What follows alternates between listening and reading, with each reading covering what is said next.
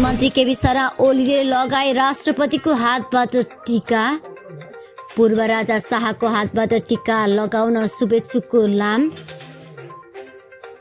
अवरुद्ध सिद्धिचरण राजमार्ग खुल्यो। वनचरो प्रहार गरी श्रीमतीको हत्या। प्रधानमन्त्रीबाट मानव सेवा आश्रमको राष्ट्रिय उद्धार यात्राको शुभारम्भ गरियो। रोहतहटमा अटोमेटिक पिस्तोल र गोलीसहित एकजना पक्राउ। सञ्चार मन्त्री गुरुङको भनाई देश र जनतालाई केन्द्रमा राखेर सरकारले काम गरिरहेको छ। 83 कैदी बन्दीले आफन्तको हातबाट टीका लगाए। एनपी साउथले भने 7 बुँदे सहमति अनुसार अघि बढेन भने सरकार काङ्ग्रेसकै कारणले ढल्छ। चाडपर्वमा तडक भडक नभई शान्त र सामान्यसँग मनाउन महामन्त्री शर्माको आग्रह। दशैंको 2 दिनमा 83,000ले गरे हवाई यात्रा। टीका लगाउने दोस्रो दिन आज मान्यजनबाट टीका र जमरा लगाउने कार्यक्रम जारी। दर्शक महानुभाव नमस्कार। आडी नेपाल न्युज बुलेटिनमा यहाँहरू सम्पूर्णलाई हार्दिक स्वागत छ। म दिपा भट्टराई। आज मिति 2081 साल असोज महिनाको 27 गते आइतबार, इस्वीसम्म 2024 असोज शुक्ल एकादशी तिथि। आज पापाङ्कुशा एकादशी व्रत, अन्तर्राष्ट्रिय प्रकोप जोखिम न्यूनीकरण दिवस। सदाको झै आज पनि हामी उपस्थित भएका छौँ। आजका मुख्य समाचार, ब्रेकिङ न्युज अपडेट लगायत तपाईलाई काम लाग्ने हेर्ने पर्ने महत्त्वपूर्ण समाचारहरू लिएर हाम्रो मिनटको लागि यो भिडियोमा एउटा लाइक अवश्य गर्नुहोला। दर्शक महानुभाव, पल पलको न्युज अपडेटका लागि हाम्रो च्यानललाई तपाईले अहिलेसम्म सब्स्क्राइब गर्नुभएको छैन भने कृपया सब्स्क्राइब गर्नुहोस् अनि नजिकै आउने बेल आइकनलाई क्लिक गर्नुहोला। दैनिक रूपमा हेर्नुहुन्छ भने रेगुलर भनेर लेख्नुहोला। आज पहिलोचोटि हेर्दै हुन्छ भने फर्स्ट टाइम भनेर लेखिदिनुहोला। देशभित्रबाट हेर्दै हुन्छ भने आफू रहेको गाउँ ठाउँ सहर जिल्लाको नाम लेख्नुहोला। विदेशबाट हेर्दै हुन्छ भने कुन देशबाट हामीलाई हेरिरहनु भएको छ तलको कमेन्ट बक्समा कमेन्ट गर्नुहोला। आउनुहोस् दर्शक महानुभाव, आजका मुख्य समाचार सुरु गरौँ राजनीतिक प्रसङ्गबाट। आश्विन शुक्ल पक्ष पावाङ्कुशा एकादशीका दिन आज पनि मान्यजनबाट नवदुर्गाको प्रसाद स्वरूप टीका र जमरा लगाउने क्रम जारी रहन्छ। आश्विन शुक्ल प्रतिपदादेखि नवमीसम्म नवदुर्गाको आराधना गरिएको प्रसाद स्वरूप विजया दशमीका दिनदेखि सुरु भएको टीका र जमरा लगाउने क्रम आज पनि निरन्तर चलिरहन्छ। मान्यजन टाढा टाढा हुने आफन्त आजदेखि आश्विन शुक्ल पूर्णिमासम्म आशीर्वाद थाप्न घरमा जाने गर्छन्। आज एकादशीको व्रत गर्नाले सबै पाप हरण हुने विषय विभिन्न शास्त्रीय ग्रन्थमा उल्लेख गरिएको छ। पापाङ्कुशेति विख्याता सर्व पाप हरा परा। यस एकादशीमा मानिसले पद्मनाभ नाम गरेको लक्ष्मी नारायण भगवानको पूजा गर्नुपर्ने ती ग्रन्थमा उल्लेख गरिएको छ। जबसम्म मनुष्यले पद्मनाभ अर्थात् पापाङ्कुशा एकादशीको गर्दैनन् तबसम्म उनीहरूको शरीरमा पापले निवास गर्दछ भने ती ग्रन्थमा लेखिएको पण्डित बालमुकुन्द देवकोटाले जानकारी गराउनुभयो। यो एकादशीले स्वर्ग, मोक्ष, आरोग्यता, सुन्दर स्त्री तथा अन्न र धनलाई प्रदान गर्दछ। एकादशीको व्रतको समानता गंगा, गया, काशी, कुरुक्षेत्र र पुष्कर नामक तीर्थले पनि गर्न सक्दैनन्। हरिवासर अर्थात् एकादशीको व्रत लिनाले र जागरण गर्नाले सहजै मनुष्यले विष्णु पद प्राप्त गर्दछ। यो व्रत नगर्दा पाप बाँकी रहन्छ र अन्त्यमा नरकमा जानु पर्दछ। कालिकामा मनुष्यहरूले दुर्लभ यो चोलालाई सुलभ बनाउन यो व्रत बस्नु उचित मानिन्छ। यो एकादशीको विधिपूर्वक व्रत गर्नाले आमा पक्षका 10 पिढी, बाबु पक्षका 10 पिढी अनि आफ्नी पत्नीका र पतिका पक्षका 10 पिढी, त्यसपछि विगतका स्त्री र पुरुषलाई उद्धार गरिदिन्छ अर्थात् वैकुण्ठमा वास गराइदिने विश्वास पनि गरिन्छ। बाल्यावस्था, युवावस्था र वृद्ध अवस्थामा यस व्रतलाई लिनाले पापी मनुष्य पनि दुर्गति प्राप्त नगरी सद्गति प्राप्त गर्दछ। आश्विन मासको शुक्ल पक्षको यस पापाङ्कुशा एकादशीको व्रत जुन मनुष्यले गर्दछ त्यो अन्त्यमा हरिलोक पुग्दछ तथा समस्त पापबाट मुक्त हुन्छ। सुन, तिल, भूमि, गौ, अन्न, जल, छाता तथा जुत्ता दान गर्नाले मनुष्यले यमराज देख्नै पर्दैन भन्ने विश्वास पनि रहिआएको छ। नेपाली कांग्रेसका महामन्त्री विश्वप्रकाश शर्माले चाडपर्व तडक भडक रूपमा नभई शान्त र सामान्यसँग मनाउन आग्रह गर्नुभएको छ। दशैं तिहार नेपाल सम्मत बलिहाङ तङ्वान र छठ पर्वको शुभकामना दिँदै उहाँले हालै प्राकृतिक विपदका कारणले धेरै जनधनको क्षति भएकोले गर्दै यस्तो समयमा शान्त, संयम र सामान्यसँग पर्व मनाउन अनुरोध गर्नुभएको। एकातिर प्राकृतिक विपदको पीडा र अर्कोतर्फ सांस्कृतिक पर्वहरूको आगमन भर्खरै हामीले बाढी र पहिरोमा 200 भन्दा बढी आफन्त गुमाएका छौँ। यस्तो समयमा चाडपर्व मनाउँदै गर्दा तडक भडक र फजुल खर्च नगरौँ, शान्त संयम र सामान्यसँग मनाऊ उहाँले भन्नुभएको छ। बडा दशैंको 2 दिन त्रिभुवन अन्तर्राष्ट्रिय विमानस्थल भएर कुल 63,242 जनाले हवाई यात्रा गरेका छन्। असो 24 गते फुलपाती र 26 गते महाअष्टमी महानवमीमा आन्तरिक र अन्तर्राष्ट्रिय दुवै गरी 63,000 भन्दा बढीले हवाई यात्रा गरेका हुन्।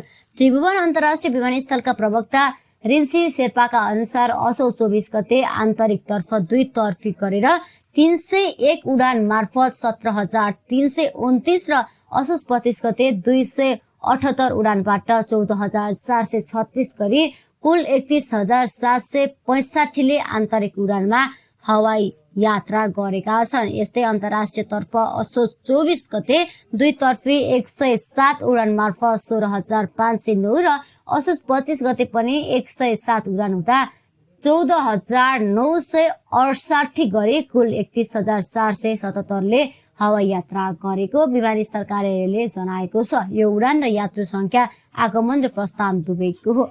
यसअघि यही असो 14 गते एकै दिन आन्तरिक उडान र अन्तर्राष्ट्रिय उडान गरी 559 उडान भएका थिए। ती उडान मार्फत सोही दिन 35,704 जनाले हवाई यात्रा गरेका छन्। यही असो 11 र 12 गतेको अविरल वर्षाका कारण मुलुकका विभिन्न स्थानमा बाढी पहिरोले सडक सञ्जाल अवरुद्ध हुँदा हवाई उडानमा चाप भएको थियो।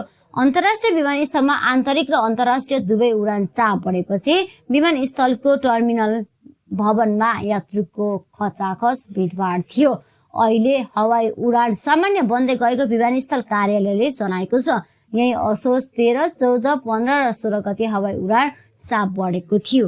राष्ट्रपति रामचन्द्र पौडेलले प्रधानमन्त्री केपी शर्मा ओलीलाई दशैंको टीका लगाइदिनु भएको छ। प्रधानमन्त्री ओली राष्ट्रपतिको हातको टीका थाप्न शीतल निवास पुग्नु भएको थियो। प्रधानमन्त्री ओली सँगै अर्थमन्त्री विष्णु पौडेललाई पनि राष्ट्रपति पौडेलले टीका लगाइदिनु भएको छ। शनिबार बिहान राष्ट्रपति पौडेलले यस वर्षको दशैंको शुभ साइत 11:36 टीका र जमरा ग्रहण गर्नुभएको थियो। विजया दशमीका उपलक्ष्यमा हिजै दिउँसो राष्ट्रपति पौडेलले 3 देखि 3:30 बजेसम्म विशिष्ट व्यक्तित्व र 3:30 देखि 5 बजेसम्म सर्वसाधारणलाई टीका जमरा लगाइदिने कार्यक्रम रहेको थियो। राष्ट्रपति कार्यालयका अनुसार दिउँसो 3 देखि 3:30 बजेसम्म सामान्यहरू, उप प्रधानमन्त्री, प्रदेश प्रमुख, मन्त्री, न्यायाधीश, सांसद, संवैधानिक निकायका पदाधिकारी लगायत विशिष्ट महानुभावहरूलाई राष्ट्रपति भवनमा राष्ट्रपति पौडेलले टीका जमरा लगाइदिनु हुने भएको छ। साथै सोही समयमा निजामती, जङ्गी प्रहरीतर्फका अधिकृत स्तरका राष्ट्र सेवकलाई पनि टीका जमरा लगाइदिने कार्यक्रम थियो। सञ्चार तथा सूचना प्रविधि मन्त्री पृथ्वी सुब्बा गुरुङले देश र जनतालाई केन्द्रमा राखेर सरकारले काम गरिरहेको बताउनु भएको छ। कलुरा सोथर गाउँपालिका 9 टक्सारमा शनिबार टक्सार बाबा र आमा समूहले संयुक्त रूपमा आयोजना गरेको शुभकामना आदान प्रदान कार्यक्रममा उहाँले भौतिक पूर्वाधार निर्माण, शिक्षा, स्वास्थ्य, पर्यटन र कृषि क्षेत्रको विकास, रोजगारीका सिर्जनालाई पहिलो प्राथमिकता दिने बताउनु भएको थियो। सरकारका प्रवक्ता समेत रहनुभएका मन्त्री गुरुङले शिक्षा, स्वास्थ्य, यातायात लगायत सुविधा गाउँमा पुगे पनि गाउँका घर खाली हुँदै तथा जमिन बाँझो रहेकोमा चिन्ता व्यक्त गर्नुभयो। गाउँबाट शहर पस्ने र शहरबाटै विदेश जाने प्रवृत्ति रोक्न सरकारले हर सम्भव प्रयत्न गरिरहेको उहाँले बताउनुभयो। गण्डकी प्रदेशको मुख्यमन्त्रीको जिम्मेवारीमा रहँदा आफूले लमजुङ र समग्र गण्डकी प्रदेशको विकासका लागि सक्रियतापूर्वक काम गरेको गुरुङले स्मरण गर्नुभयो। घर घरमा बिजुली, एक घर एक धारा अभियान सञ्चालन गरेको बताउँदै मन्त्री गुरुङले लमजुङको विकासका लागि निरन्तर लागिरहेको प्रतिबद्धता व्यक्त गर्नुभयो। साथै उहाँले जनचाहना अनुरूप काम गर्ने दृढता दोहोर्याउनुभयो। स्थानीयले सडक कालोपत्र गर्ने तथा बिजुलीका नाङ्गा तार इन्सुलेटर युक्त बनाउन गरेका मागप्रति सञ्चार मन्त्री गुरुङले सकारात्मक जवाफ दिनुभयो। टक्सार आमा समूहका सदस्य तथा वडा सदस्य शान देवी गुरुङ, टक्सार बाबा समूहका पूर्व अध्यक्ष अमर बहादुर गुरुङ लगायत वक्ताले गाउँका समस्या बारे जानकारी गराउनु भएको थियो।